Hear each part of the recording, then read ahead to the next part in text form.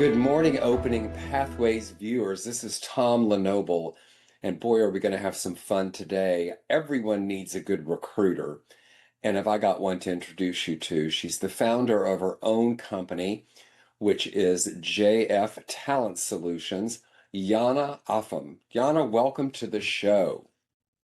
Pleasure to be here, Tom. Hi. Good to have you. So I want to jump right in and have you tell us a little bit about your company, and I also want to know why you started it. Tell us about that. Sure. So my company is based in Wyoming, and I started it.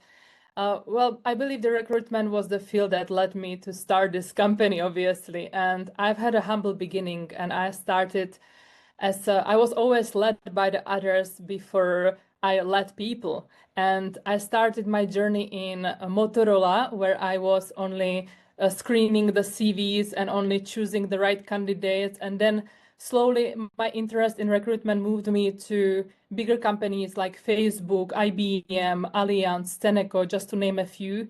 And that's how I got interested in recruitment. And I actually moved to Australia, where I was working as a recruiter.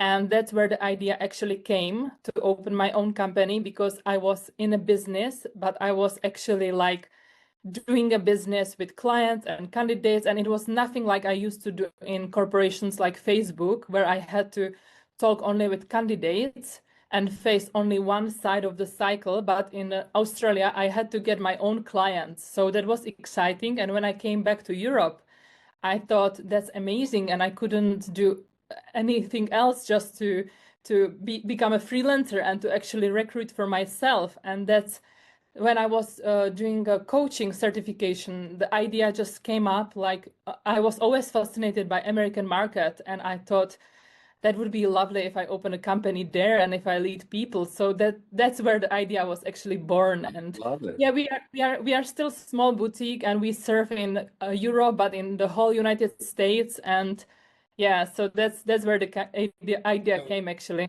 so tell me, you formed the company and it's been running now. When was the moment that you said, I know this is my path?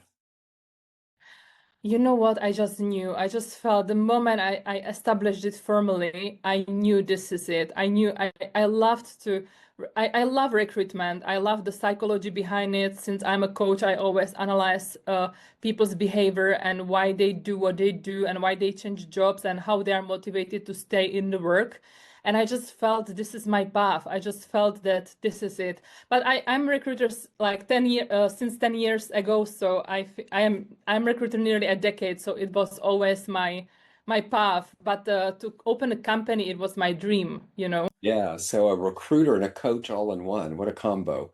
So I want to know something. I want to go back a little bit. You know, those of us that end up on a path and we find what we want, I find that somehow there was a mentor or a role model early in life. Tell us about what was going on that somebody who influenced you on this journey. I'm big, as I told you, I'm big fan of American market, and I always looked up to people like Oprah, Tony Robbins, and all the coaches, and I've been always watching them and always learning from them the art of staying grateful, the art of like really being humble, and that's where I learned the principles of really talking to people, and they were my role models. Of course, I had managers who were amazing, like in Facebook, I had amazing manager. In IBM, I had amazing manager, but it was nothing like these American coaches, and yeah, they shaped my life, I think. Interesting, interesting. So I want to know, was there ever a moment you doubted your vision?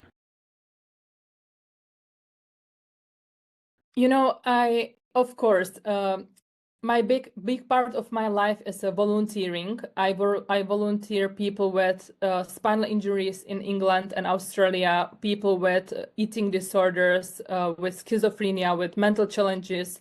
And when you serve these people, you sometimes doubt it if what you do is actually worthy. And I wanted to become a psychologist or a doctor, and I wanted to heal those people.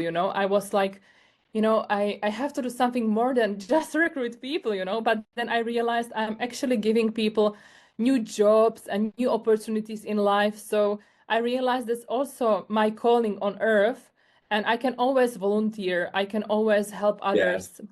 Yeah. I agree with you. I love the work I do in service to others, and it can fill those Mm. little gaps that we feel like we wanted to do but didn't really follow because something else took over, or something Yeah. better that we decided we wanted to do, but we still wanted to have a little touch in there. It's wonderful. I agree with you. So tell me, is there a personal risk you ever took that nobody knows about? Well, my personal risk was when I was 18 and I moved to England, and then I moved to Caribbean and lived in Barbados. That was, but I think everybody knows about it from my family. But I can't think of the risk that I took that nobody knows, but maybe opening company, like my family didn't know about it. So that was a risk I took. Like I didn't tell anybody. I just told my lawyer, and that was the biggest risk I took because because I'm European and I had to do a lot of accounting and a lot of law things, law stuff to actually open it. It's not just so easy for me like to get AIN number.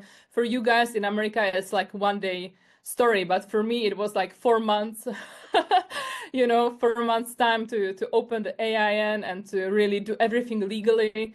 And so that was the biggest risk I took, I guess. But I think every country I traveled, I traveled the world. I've been in 5 continents, and I've been lucky enough to live all over Africa, Europe, Caribbean, Latin America, United States, Australia. And I think every time I took a risk when I went out alone at night, that was the risk I took every day. So Yeah, those yeah. risks, small risks are also risks. Yeah, those small risks can be wonderful too. So I heard a story yesterday about that somebody was in Brazil and they needed to go to get medical attention for something that happened to them, and they didn't speak the language, and the friend that they were with was doing something, and somebody came up and offered to help them, and it was like this perfect stranger, and everything could have gone wrong, right? Everything could have gone wrong, but she said she just trusted her her inner voice and knew she needed help, and she went with it. And she said it turned out to be great. They ended up, not only did she get the medical help she needed, but it was a great conversation and a great experience. But it can be risky, right? So It tell can me. be risky, yeah. It Mhm. can be. Yeah. Tell me, how did you find your first customers for this business? It was through a business developer, actually. I found, and then I found some customers online through LinkedIn, just pitching people and like asking them if they would like to cooperate. That's how I found a couple of customers.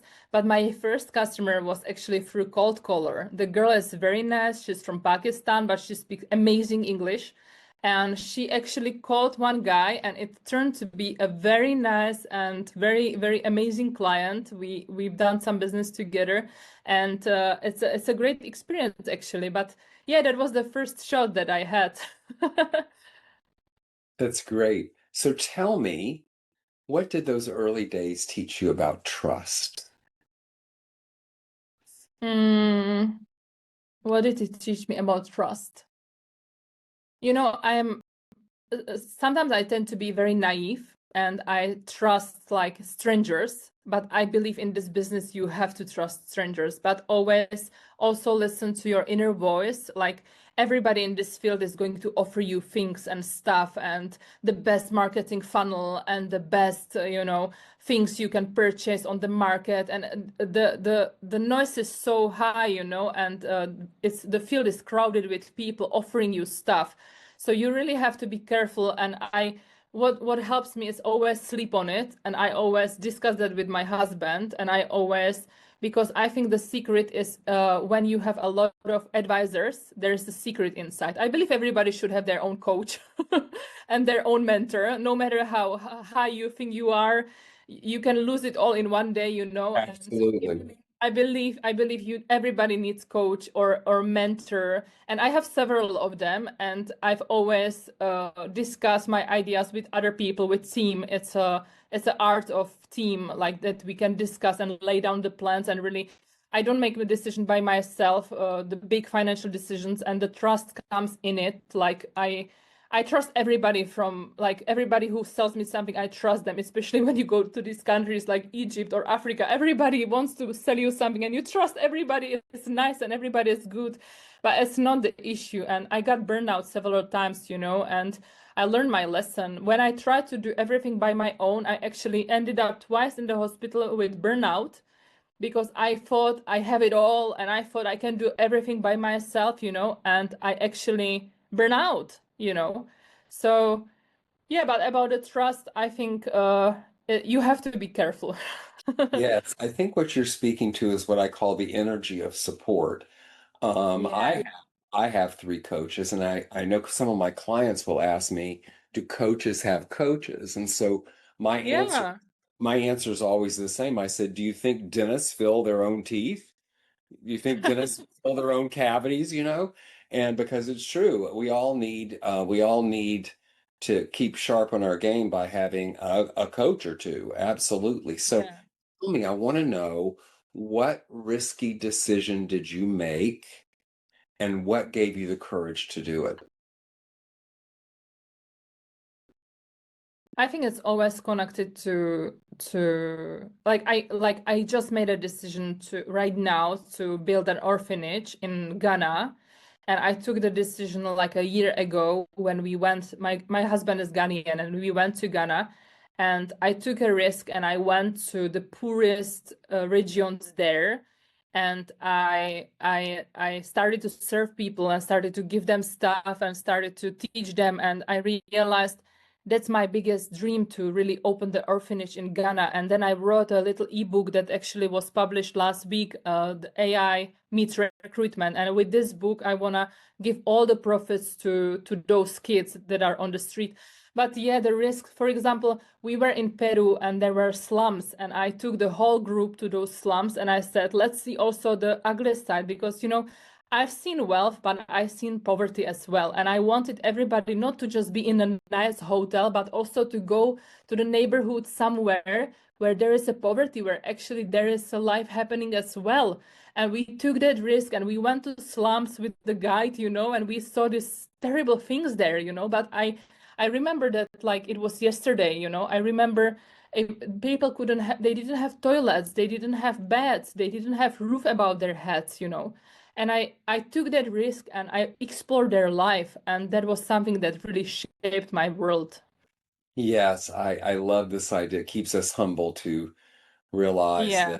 that people don't always have what we have. In fact, there are some situations that seem impossible, yet people survive and some thrive in it. So I want to know something. Um, I'm a believer, at least in my life, some of my biggest mistakes have been my biggest teachers.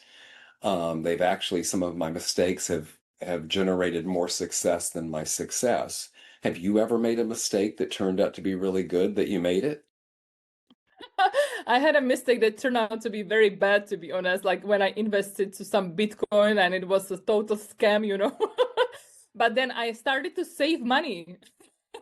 I started to think and learn, and I started to ask for a wisdom of a money, and that was a big lessons like money related. Like when you do something and then you realize that this is your biggest teacher, your mistakes actually.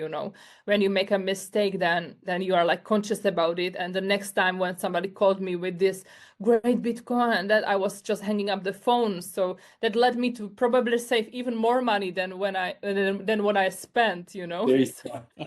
probably these kind of situations I have on my mind. Yeah, what impact are you most proud of? You're most proud of personally, not professionally. What has Jana done that you think is a big impact and you're proud of it? Oh, I'm proud of when I was traveling, I participated in projects in diplomacy in Peru and Nicaragua. In Peru with street kids and with Indian communities, Quechua and Miskito in Nicaragua. And we've done projects for them, like to build a school for them. And also I've been at embassies in Brussels and Madrid. So that was something I'm proud of, or I'm personally happy that I could see like international, happening around the world, and like that was something amazing. But what I'm proud of, I think the highest form of living for me is to serve. Okay, so I'm proud of that I could serve, I could volunteer those groups, or I could build something in those communities, or I could, teach somebody, maybe teaching, like giving, like as we are speaking about having a coach, it's also good to pass on your knowledge to somebody else, to mentor Yeah. somebody, to teach somebody. And I believe when in my company, when I teach somebody, when I train somebody to become a recruiter, or when I have some couple of sourcers who are working for me, and when I teach them my techniques and my AI tools, I'm really grateful that I can pass on my knowledge, what I've learned in these 10 years, and that's really something I'm proud of. But you meant personal, okay? So I gave you some personal I as love well. it. I love it. So tell me this. What are your top two or three values, and which one are you most proud of? Well, I don't know if it's a value, but I am staying grateful. Like ever since I think it's a ability, or it's a skill. I am not sure. It's a part of my personality, because ever since I saw a spinal injured person who could the whole day only stare at the clouds and couldn't walk, now I realize that what I have is more than enough. That I have legs, I have hands, I have eyes, I have ears, I have mouth, I have food on the table, I can walk, I can talk, I have roof above my head. Those things I'm not taking for granted, Those things are something some people don't have at all. So I'm really grateful for my personality is really grateful. But what I have in my personality, I believe is a strong asset, is that I'm positive. And every time something happens, I try to coach myself, like, what can I learn from this, or what it can bring me, or like what, like what's the outcome of this situation, what's benefiting me from this. And so I'm trying to stay positive. I take risks all my life, because without the risks I wouldn't have my own company, without the risk I wouldn't be coach, without the risk I wouldn't travel the world. And so I always say, like, take a risk and buy that ticket and go to that country and travel the world and write that book. And, and I've done all of that. Everything I've always wanted to do, I've done it. And what I have is like a art of visualization. So I always visualize where I want to be and what I want to do, like as it is written, where the mind goes, the man follows. And so I always try to implement these techniques into my life. So I don't know if it's a characteristics or but Yeah, those three things I would say I love this. shape me, or Viewers, I want you to listen up because you're hearing some of life's wisdom today. This is worth a rewind and hear some of these things Jana is sharing with us. This is life wisdom from someone who is living it. Jana, tell me, what is the boldest vision you have for your company for the next 5 years? wow, I'm still shaping. I'm still thinking if I'm still dreaming, because I'm a big dreamer, but I'm not the only one. And I have a vision that it will like first. I'm not sure if it will be small boutique which will serve a lot of people, or if it will be an empire. I'm still like trying to figure out. But what I want is I want to serve not only United States, but also Australia, United Emirates, and whole Europe. And I want to have like 100 people in my team, and I want to train other people and really create some coaching materials and maybe some recruitment business. But also from everything we do, I want to teach people that we need to serve, that we need to give, that we need to, sow a seed, and we need to either help in center with abused women in Nicaragua, or in street kids in Peru, or in Ghana, the orphanages, anything like. But I want, with our money and with our effort, what I'm doing already, to give something to others, to serve, because that's how I want to lead this company. I just don't want us to just go out and have wine and enjoy. I want that too, but I want us to also make money so we can appreciate them and we can give to society something out of the company. So that's the bigger vision for my company. But how big we are gonna get, I am not sure. Yeah, something tells me, Jana, you will pull all of that off.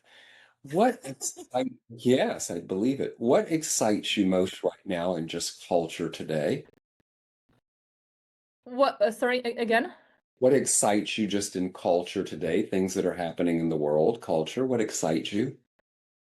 What excites me? What excites me is that people connect with each other, that people travel, people have the ability to really be with each other and talk. And what excites me is that, for example, when you go to Europe, we have the best phones and the best like tablets and the best, technique, but our neighbors don't say hi to each other. But when you travel to Nicaragua and countries like this, what excites me about the culture is that you can just ride a horse of your neighbor and you can just borrow a milk and a butter and you can just everybody say hi to each other, and it's very community life, and that's what I learn and that's what I love about the culture in Africa and Latin America, and I would like to bring it to my company, and I would like to bring it back to Europe and into those countries that are a little bit colder, and Germany. I have some German client and it's very individualistic, but those things are excited for me in terms of culture. What, yeah. I love Yeah. this. I love it. So, what are you most hopeful about for our world today? Mm, I hope people can find peace, and people can find like something good about each other. Like we always complain and we always say what is wrong with this person and what is wrong with that person. And sometimes when you go to, I had a jobs where everybody was gossiping about each other. Oh, what shoes does she have and what hair does she has? And I think if we just all concentrate on something that is good about that person and we are grateful and we say thank you for being so nice and thank you, oh, you have a lovely jacket. And if we just concentrate on good things in other people, that's my hope, because that will change the world. I love this. So, tell me, Jana, if your younger self were looking at this podcast, what would you tell her?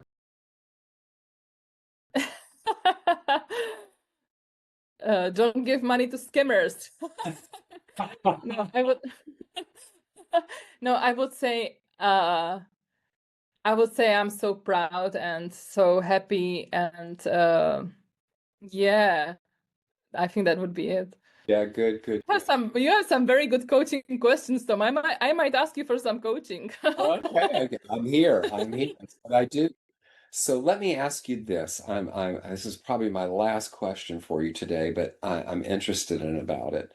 Is people that are watching this, some people are going to be inspired by watching this, and they're starting out on their journey and they're thinking, well, maybe I want to start a business or maybe I want to lead something. What would be some advice you would give somebody that was just starting out on the journey? You know what I would say first thing is find your passion, because where the passion is, the energy flows and money comes. Then I would say get a coach, get a mentor, and also mentor somebody younger. And where the passion is like lies, there is your calling, I believe. Like whatever you like to do. And if you don't know what to do, there is a coach for you. And stay grateful, take a risk, stay positive. Yes. And Great go for words. it, go for it, like, because it's like that we have only this amount of time on this earth, and I would just say go for it, like that, do it, like as I said, if you want to travel, buy that ticket. If you want that company, open that company. And you know what helps me? I always say, what can possibly go wrong? And then I write it down. Okay, maybe I will run out of money, or maybe I will run out of friends, or maybe my family will be angry at me. But those are only things that can be changed, and that's Yes. how I think about, like, what is the worst case scenario? in this situation. Like Yes. nothing can happen. Just open that company. It's nothing, there is nothing that can go wrong, you know. It's so true. I know somebody who and she's a very, very well-known author today, but in the beginning she had wanted to write a book and she always talked about writing the book, talked about writing the book, and one day she was in a bookstore and she looked on the shelf and there was her book. The same title, but she didn't write it. And she had to ask herself, what happened? What's the difference in this person and me? I just Exactly. thought about the book. There's the book. And the difference was they just took a risk and did it. They just took the action to do it. Sometimes that's what we have to do in life. Yeah, So take yeah, a risk. just That's the biggest highlight of today. absolutely take a risk. It's my risk and resilience are my thing. Jana, please tell the viewers about your business again and how they can find you. Hi, viewers. You can find me on jftalentsolutions.com. JF Talent Solutions is a recruitment business that serves people in United States. It's a staffing agency. We also operate in Europe, and we are in IT, finance, and legal field. So if you are searching for a ideal job, you can find me on LinkedIn, Jana Affum, or you can text me. There is my email, and we can always get connected. Or if you are the one who is searching for ideal talent into your company, I'm happy to assist you. Wonderful. Jana, thank you for being with me today on Opening Pathways. Thank you so much. Yes, and to my viewers, this is Tom LeNoble, and I'll see you next time.